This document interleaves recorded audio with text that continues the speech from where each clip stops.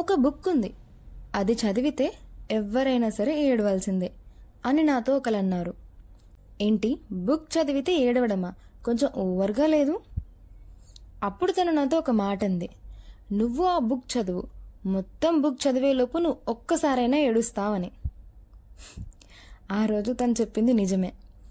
ఈ కథలోని సన్నివేశాలు మనల్ని ఖచ్చితంగా ఏడిపిస్తాయి. అందుకు గల కారణం ఈ కథ రాసిన విధానం. ఆ పుస్తకం మరేదో కాదు, అమ్మ డైరీలో కొన్ని పేజీలు. రవి మంత్రి ఈ కథ రైటర్. తెలుగు నవల్స్ అంటేనే మోస్ట్లీ మన పాతకాలపు అచ్చ తెలుగులో ఉంటాయి.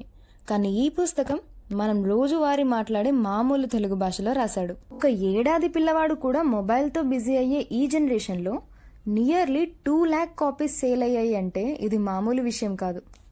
అతను వివరిస్తూ రాసిన విధానం మనల్ని ఆ కథలోకి తీసుకెళ్లిపోతుంది.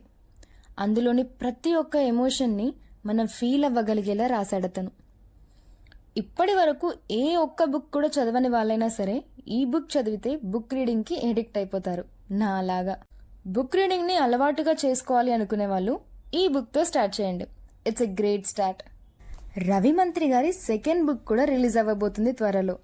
అదే ధీరా సమీరే గంగా తీరే. ఈ కథ ఎలా ఉండబోతుందో మరి.